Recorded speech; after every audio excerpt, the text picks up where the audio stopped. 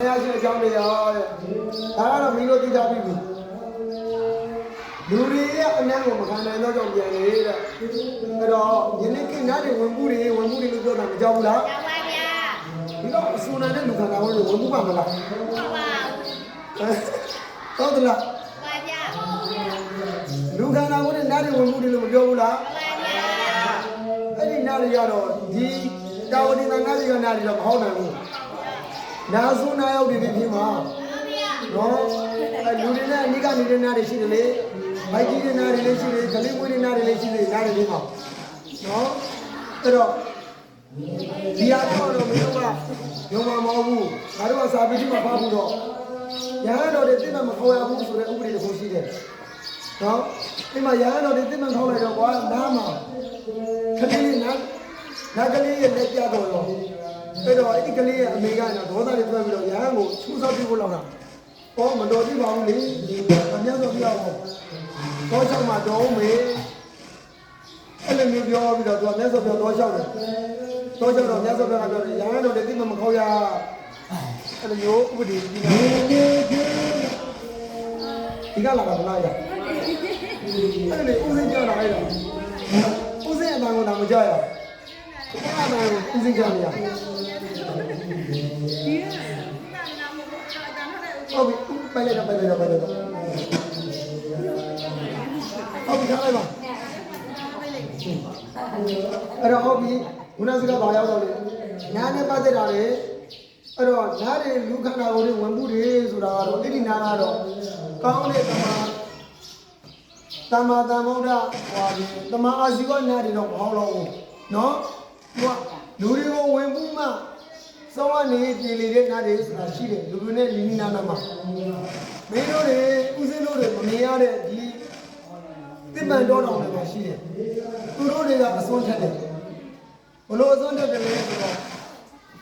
သူတို့အောက်ဆိုးတွေတိမှန်ကိုလာပြီးလူတွေကလာခေါ်လို့ရှိရင်အဲ့ဒီလူကိုချိုးစောပြနေတယ်ဆိုလို့ရှိတယ်နော်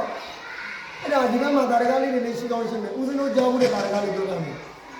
တကယ်တော့အဲ့ဒီနဲ့မှာတိမှန်ကဒီတိုင်တော့မရှိဘူးဒါပေမဲ့အပင်သာတိလေးပဲအဲ့ဒီမှာအောက်ဆိုးတွေနာတာအကြီးကြီးကျင်းနေတော့အဲ့ဒါကကျောင်းချင်နေမှာပေါ့ကွာဒါလေးဆိုတော့အဲ့ဒီနေနေဆိုတော့အင်္ဂါလို့အဆောင်လေးဆောက်ဖို့လို့ဆိုတော့အပင်ကိုခောက်လိုက်ရောကပ်ပြကြီးကအဲ့ကပ်ပြကြီးအဲ့ဒီနေမစင်းအောင်ရောက်တော့ခောက်လိုက်ရတယ်အဲ့ဒါနောက်ကျဆရာတော်သိတော့ဆရာတော်ကပြောတယ်မင်းတို့ငါမှမတိုင်မခောက်လိုက်တာဟိုတဲ့သူတဲ့အစပြန်လို့အပင်တွေစိုက်ပြပါတဲ့အဲ့ဒီစိုက်ပြဒီမှာသူနေကောင်းတော့တယ်နော်အဲ့တော့တိပ္ပံကြီးကြီးတွေတွေ့ပြီဆိုအဲ့ဒီတိပ္ပံကြီးကြီးတွေမှာဆိုရင်ဩဇာအကြီးဆုံးနားတွေရှိတယ်ဒီလားတိပ္ပံကြီးလေဩဇာကြီးတဲ့နားတွေရှိနေပဲဒီ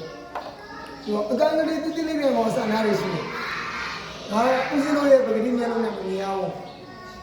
ဆရာဝန်တွေကြည့်တဲ့မန်မလူနဲ့လည်းမမြင်ရဘူးသူကနော်တရားအားထုတ်တဲ့သူတွေရဲ့ဉာဏ်ပညာမှာပဲမြင်ရတယ်သူတို့ရဲ့နားတွေကိုလေအဲ့တော့တရားအားထုတ်မှမြင်ရမယ်လို့မှတ်တာဟုတ်ပြီထားလိုက်တော့နောက်တစ်ခုကဒီမှာကကြတော့နားတွေအောင်မပင်ပန်းကြဘူးတဲ့နော်မှန်မှန်မှမရှိဘူးလို့ပြောတယ်ဒါကြောင့်လည်းပြောသူကမတ်တက်ရတယ်တဲ့နောက်တစ်ခုကတော့တာဝကတွေကိုလေးစားယူတည်သောကြောင့်သူကမတ်တက်ရပြီးတော့ဘေးရှောင်ကြတယ်တဲ့ထိုင်ရှင်းတဲ့မတ်တက်ရပြီးတော့ရှောင်ခြင်းကယူတည်ပြရပူရောက်နေတဲ့အဲ့ဒါဟောင်းရောက်နေဦးဇင်းတို့အိန္ဒိယတို့ဘာတော့အလေတော်တော့မှဘာတွေ့ရလဲဆိုဘုရားပဲလေးရှည်စင်းလိုက်ကြတာပဲဒီကဒီမဟာဗောဓိပဲလေးရှည်လေးစင်းလို့နေကြတယ်ဦးဇင်းတို့ဘက်မှာလို့ဒီလိုတည်တည်ထိုင်နေဆိုတာမတွေ့ရဘူးတို့ထိုင်ရှင်တဲ့လုံးတိုင်းအဲ့ရှင်တဲ့လုံးအဲ့ပုံစံမျိုးပဲနော်အဲ့ဒါလေးတွေတွေ့ရတယ်အဲ့တော့သူတို့ကမတရားပြီးတော့အများစုကဒီနှုတ်ဆက်ပြောဆိုကြတာတွေတွေ့ရတယ်ပေါ့ရှိခိုးလို့ရှိရင်လည်းချင်းချင်း၅ပါးနဲ့အဲ့ဒီမှာဂျင်းနေပါတယ်ရှိခိုးတယ်ဆိုလို့ရှိရင်သူတို့ကဘယ်လောက်တတ်သိရှိလဲဆိုတော့တခါရှိခိုးရင်အကျဉ်းအရေးတော့တရားရှိခောက်ကြတယ်မင်းတို့ဘာလို့ဘောတော့ဘာသာတွေ၃ချိန်လောက်ရှိခိုးတာတော့မှတောက်လောက်လိုက်တယ်နော်ပေါက်တူပေါက်တယ်လို့မျိုးပဲအဲ့တော့သူတို့ရှိခိုးပေါ်သူတို့ဘယ်လောက်ထိသူတို့ရဲ့ဒီမြတ်စွာဘုရားပေါ်ဘယ်လောက်ထိယုံကြည်မှုအောက်ကုန်လဲဆိုလုံးဝမနာတဲ့တရားရှိခောက်တောက်ချောက်ရှိခိုးတာဟာအဲ့ဒါလေးကြည့်ပြီးဩ ငါတို့ဗုဒ္ဓဘာသာကလွေးလို့ကျန်တဲ့ဘာသာတွေမှာအကုန်လုံးကသူတို့ရဲ့အဆုံးအမကိုအသက်အသေးခံပြီးလိုက်လာတယ်လို့နော်မွတ်စလင်တွေကြီးသူတို့ဘာအသက်တိုင်းမြန်မာပြည်ရောက်တယ်လို့ပြောရင်တတ်တာပဲသူတို့ဒါပဲသိတယ်သူတို့ကမတတ်တယ်လို့ဘယ်တော့မှတောင်းလို့မရတော့ဘူးငယ်ငယ်တုန်းကပဲလိုက်သွင်းထားတယ်အဲ့ဒီမှာဒီဒလိုင်းလာမဥစဉ်တော်တဲ့အချိန်ဒလိုင်းလာမတို့ရောက်တဲ့အချိန်နဲ့ပြည်လို့တယ်ဒလိုင်းလာမရောက်တဲ့အချိန်နဲ့တိတိတိုးတဲ့ခါကျတော့နေရန်ခွဲမှာအကုန်လုံးတီးတဲ့ဘုန်းကြီးတွေကြီးပဲအဲ့ဒီကြရာနေရန်ခွဲမှာအဲ့တော့ဥစဉ်ခွဲမှာတော့ဥစဉ်ရဲ့နောက်ဥစဉ်တစ်ပါးနောက်ဥစဉ်တစ်ပါးဆိုဥစဉ်၄ပါးပါတယ်ဥစဉ်တော့ခွဲမှာဘာလူကြီးတရားကျော်တော့မှာအဲ့ဒီမှာတီးတဲ့ဘုန်းကြီးရောက်နေတဲ့အချိန်နဲ့တိတိတိုးတဲ့ဒလိုင်းလာမဘုန်းကြီးတီးတဲ့ဘုန်းကြီးတွေအများကြီးပဲဒလိုင်းလာမကလည်းကောက်ပေါ်မှာဆိုတော့ဥစဉ်တော့အပြင်မှာမဟုတ်ဘူးမတွေ့လိုက်ရဘူးနှမ်းပြီးတော့ပဲကောက်ပေါ်မှာထိုင်နေတာတွေ့လိုက်ရတယ်သူတို့ကအိန္ဒိယကဗီဇာမလိုဘူးတဲ့တိဘက်တွေကအမြဲတမ်းသွားလာခွင့်ရတယ်မြန်မာနိုင်ငံတော့ဗီဇာယူရတယ်ပေါ့အလေးဗီဇာယူရတယ်အဲ့လိုတွေတော့တွေ့ရတယ်အဲ့တော့သူတို့ယုံကြည်မှုကအမတန်မှတတိရှိတယ်သူတို့ယုံကြည်မှုပေါ့ဥစဉ်တို့လူတွေဒီလောက်ယုံကြည်မှုမရှိဘူးနော်ဒါကအတူယူစရာတော့ပြတယ်သူတို့ကိတော့ကိုတို့လေးတတိရှိအောင်ယူစရာမယ်ကောင်းပြီနောက်တစ်ခုပြောပြမယ်ဒီမှာနတ်သားကတာဝကတွေကိုယူတည်တော့ကြောင်းတဲ့နတ်တွေကလူတွေစီဒီဘုရားစီကိုလာလို့ရှိရင်အနည်းနဲ့ကောင်ရံမှာပဲလာလို့ရှိတယ်။ဘာကြောင့်လဲဆိုရင်လူအနံ့ကိုမခံနိုင်တော့ကြောင်းတစ်ခုရဲ့နောက်တစ်ခုကနေကမ်းဘက်မှာသူတို့အလောက်တော်များတယ်။ဦးစင်းတို့တွေ့ရင်တော့အလောက်မများဘူးလို့ထင်တယ်။သူတို့ကဦးစင်းတို့တဲ့ကိုအလောက်များတယ်။အဲ့တော့သူတို့ကဘာမှမတတ်ယူရလဲဆိုတော့နာမည်မျိုးနှစားရှိတယ်ဒီလူပဝန်းကျင်မှာနေတဲ့စတူမဟာရာဇိကနားရဲ့အမျိုးတွေဝင်တိပ္ပံမှာနေတဲ့နားတွေရှိတယ်လူတွေနဲ့ရောနှောပြီးနေတဲ့နားတွေရှိတယ်အဲ့ဒီနားတွေကလူတွေကိုဇင်းလိုက်ကောက်တယ်ဒီဇင်းတွေလိုက်ကောက်လေးဆိုတော့အမေပြေတွေကိုယိုတည်တည်လေးလေးစားစားပြုစုတဲ့တာသမီတွေကိုယ်တို့တွေနေစဉ်ပုံမှာလောက်တဲ့တာသမီတွေလူငယ်တွေလူသားတွေဘုရားတရားပေါ်မှာယူတည်တဲ့လူသားတွေငါးပါးတိလောက်ခေါ်ပါမစုပမာလုံးတဲ့လူသားတွေကိုဇင်းလိုက်ကောက်လို့ရှိတယ်သူတို့ကနတ်ပြည်ကိုဇင်းပို့တယ်အဲ့ဒါဒီအကုသိုလ်အကြီးပဲလောက်တဲ့သူတွေကိုကောက်တဲ့ဇင်းရှိတယ်အဲ့ဒီဇင်းကိုကြတော့ဟိုမှာယမမင်းစီကိုတော့ပြောပေးတယ်ကြောက်ဒီလူပြည်မှာကဇင်းကောက်တာနတ်မျိုးရှိတယ်ကောင်းမှုကုသိုလ်လောက်တဲ့သူကိုကောက်တဲ့ဇင်းရှိတယ်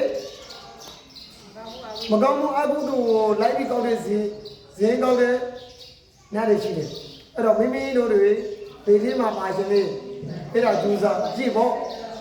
အော်တရားမှမမြင်ရပါဘူးဆိုပြီးတော့ပါရိကတွေတော့မလောက်နဲ့နော်ဟိုကောင်တွေကမိုက်ကရိုစကောက်မလို့ကြည့်နိုင်တယ်တော့ဒိုင်ဘာစကုစဒိုင်ဘာတော်တာဆိုတာရှိတယ်အဲ့ဒါမနေ့ပိုင်းကဥဒ္ဒါမင်းတော်တာဘေးကြီးမှာတော့လေဥဒ္ဒါမင်းတာပါဘုရားပြည့်တဲ့အခါရောက်ပြီလားပါဗျာရောက်ပြီနော်ရောက်ပြီဆိုရင်အဲ့ဒီမှာဒိုင်ဘာစကုညံပါတယ်မလားအလုံးမပါလေဘုရားပြည့်တဲ့အခါဒိုင်ဘာစကုပါတယ်လေပါတယ်မလားဟုတ်ပြီဒိုင်ဘာစကုမာနန်းနေမတော်သေးဘူးဒိုင်ဘာစကုညံဘာလို့မပါလဲဒိုင်ဘာစကုညံရတော့ပြီလေကွာဟုတ်တယ်မလားနောက်ပြီးပေါက်ပြီးနေတော့လုံးတိညံကိုရတယ်နောက်ပြီးအော်တော်ဖဲညံကိုရတယ်မလားမပြောသေးဘူးလားပြောသေးပါဦးဗျာဟုတ်ကဲ့ဒါဆိုမပြောသေးရင်မင်းတို့ငါကြည့်မတယ်ဘူးဒီဟာပြောပြမယ်မြတ်စွာဘုရားပထမညံမှာဒိုင်ဘာစကုညံကိုရတယ်ဒုတိယညံမှာပေါက်ပြီးနေတော့လုံးတိညံကိုရတယ်ပြောချင်တာဒီညံကိုပြောတာဒါဒိုင်ဘာစကုညံဒိုင်ဘာဆိုတာဓာတ်စကုဆိုတာမျက်စိနားရဲ့မျက်စိဒီငါတို့မျက်စိတဲ့ကိုအစွမ်းထက်တယ်အောက်တိုင်းနေဘလောက်ဝိတာတာကဘလောက်ဝေသူတို့မျက်စိကကြည့်နေတယ်တင်းရင်တော့အရာကြီးတော့အရာနော်အကုန်လုံးကိုကြည့်လို့မြင်နေမျက်စိဒါသူတို့ကိုယ်ပိုင်အစွမ်းစားတဲ့ຢာရည်မျက်စိဥမာမြက်တယ်ရှင်းလို့ရှိတော့မဆောင်ချင်းတူပေမဲ့ကျဲကအများကြီးမပြန်နိုင်ဘူးလေနှစ်ကအများကြီးပြန်နိုင်တယ်မလားဒါသူတို့ရဲ့ကံမဆိုင်ပြီးဆုံးအောင်လို့ခေါ်တယ်ငါတို့တော့ကြည့်ဒီလိုကြည့်ပြောတယ်နဲ့ဟုတ်တယ်မလားဒါပေမဲ့ဒီစိတ်ကိုမာတော့မယ်ဆိုလို့ရှိရင်လူတွေလက်ကတန်မာတော့တယ်ဟုတ်လားဒါကံမဆိုင်ပြီးဆုံးအောင်လို့ခေါ်တယ်ဥမာဒီဘက်တော့ညာဘက်ဆိုရင်မျက်လုံးပေါ်လင်းတယ် ဟုတ်လားဒီကနေ့ဆိုသူတို့အဲ့နေရောနော်ဒါလေးအဲ့ဒီကလေးဒီကောင်သားရင်သားလိုက်တော့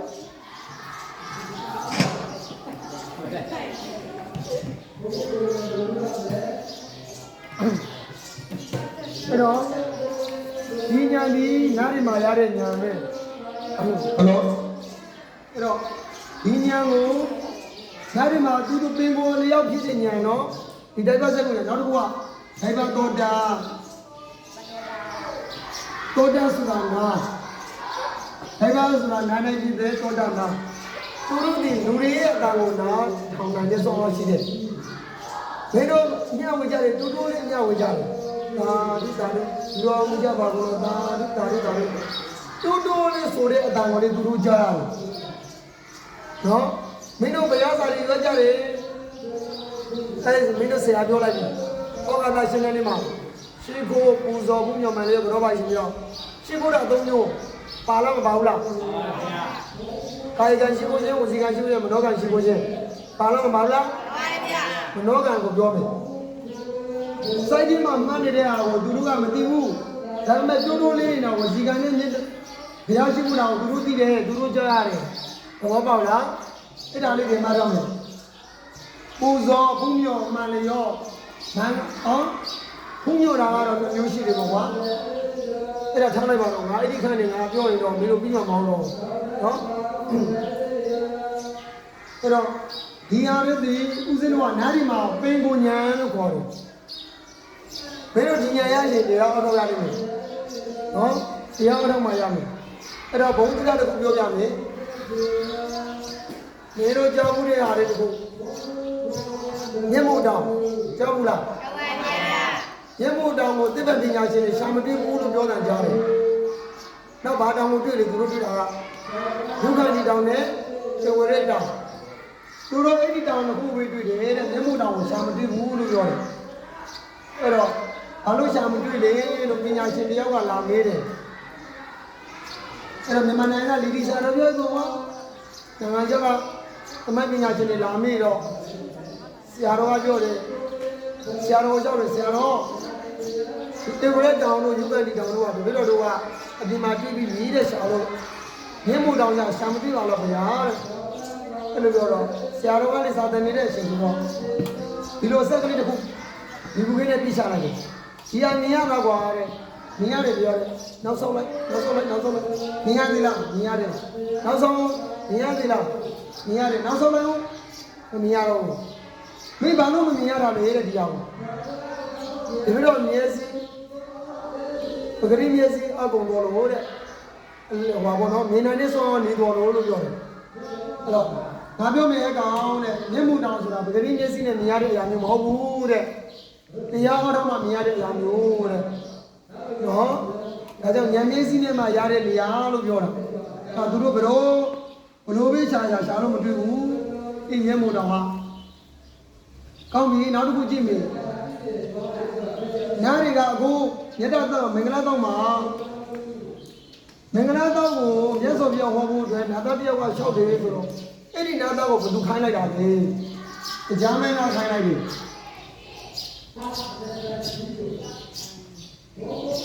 တရားမင်းကခိုင်းလိုက်ပြီအဲ့တော့လူတွေစနေနေ့တိုင်းညင်းနေကြတော့စူညာပွက်လို့ရိုက်နေတယ်လူပြည်မှာအဲ့တော့နားတွေကလူတွေကတစ်စက်လူနာမြန်မာလူတွေစိတ်ဝင်ခွေးလာကြတယ်မင်္ဂလာနဲ့ပတ်သက်ပြီးတော့ဘယ်နှစုတော်လဲဆို3စုခွေးတယ်ဒီမှာလေ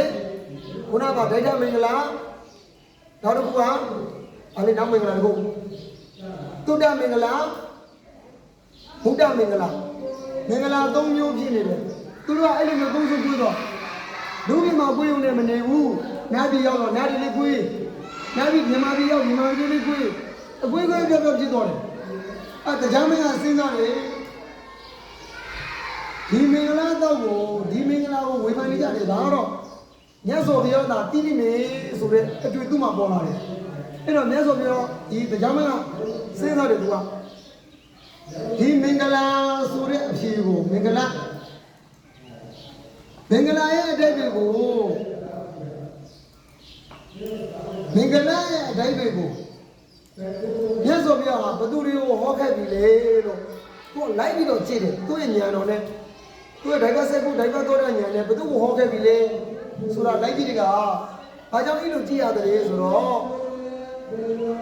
မြတ်စွာဘုရားဟောပြီးတဲ့ပေါ့ကိုရှိခဲ့ပြီဆိုလို့ရှိရင်ဟောပြီးတဲ့ပေါ့ကိုစီမှာပဲတော်ပြီးတော့နာယူတော့မှာနော်မြတ်စွာဘုရားစီတော်မချောင်တော့ဘူးအဲ့တော့အဲ့ဒီလိုမျိုးပြင်းနေတဲ့ကဒီမင်္ဂလာဆိုတဲ့အဖြစ်ကိုတရားမှမဟောသေးဘူးဆိုတာကိုတရားမှလည်းသိတော့အညတရာဖြစ်တဲ့နာသားလေးကိုဟေးစိတ္တနာသားမင်းမြတ်စွာဘုရားစီတော်လိုက်မြတ်စွာဘုရားစီတော်ပြီးတော့မင်္ဂလာရဲ့အဖြစ်ကိုတောင်းယူတယ်အဲ့တော့မင်္ဂလာရဲ့အဖြစ်ကိုမြတ်စွာဘုရားဟောတယ်နော်အဲ့ဒီမှာသူကမြေထားတာလေးကြပြားကနောက်ဆုံးကြပြားမှာနော်အဲ့ဒီဒီတိုင်းကြပြားလေးမှာနာသားကလျှောက်တာမင်္ဂလာတရားဟောဖို့အတွက်အဲ့တော့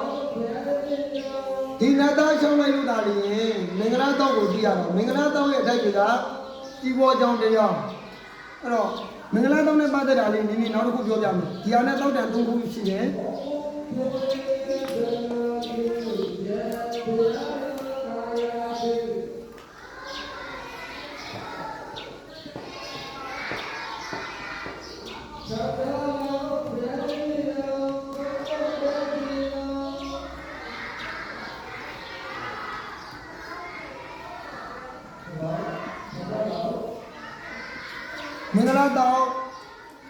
မင်္ဂလာတောက်ဒီကြီးပွားချမ်းသာကြောင်းတရား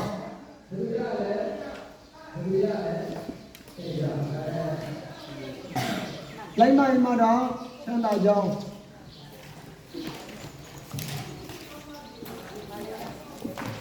ဟုတ်ပြီဝတ္တလာတောက်ဒီလူမိုက်ကြီးကြောင်းတရား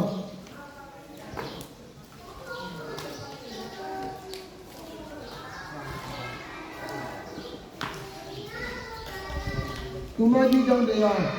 ပရာဘဝတောက်ဆိုတော့ကပရာဘဝတောက်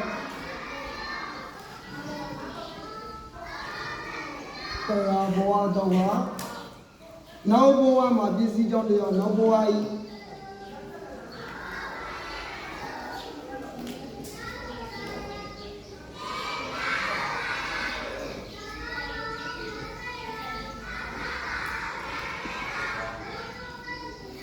အဲ့တော့ဒီမှာလိုက်ကြည့်ကြအောင်လိုက်ကြည့်ကြမင်္ဂလာတောက်ကအခုလက်ရှိဟောမယ့်တရားမင်္ဂလာတောက်ကိုမြတ်စွာဘုရားဟောပြီးဒီကဝတ္တလာတောက်ကိုဟောတယ်ဒီစတဲ့ချမ်းသာကြောင်းတရားပြီးရင်စင်ရေးကြောင်းတရားဒါလူမိုက်ကြီးကြောင်းတရားလို့ပြောတာနောက်ပြီးပရာဘဝတောက်နောက်ဘဝပစ္စည်းကြောင်းတရားဒီတောက်တန်သူကအများစုတော့တာဝတိဒီမှာဟောခဲ့တာကြီးပဲဒီမှာဆိုလူမိုက်ကြီးကြောင်းတရားဆိုရင်မိဘတွေကိုမလောက်ကြည့်တဲ့သူလူမိုက်ပဲနော်ယဟန်ဒီမနတွေကိုနာအလူပေးမေးလို့ဖိုက်တော့ပြီးတော့မှမလူရင်းလူမိုက်ပဲအဲ့ဒီပုံကိုယ်တွေကဒီကိုရောက်တော့ဒုတိယဘဝပစ္စည်းကြောင်းအဲ့လိုပြောတော့တာနော်ဟိုမှာညာတကနေစားတင်တော့ဆွေမျိုးတွေကိုမထောက်ပံ့တဲ့ပေါ့ကလူမိုက်ပဲ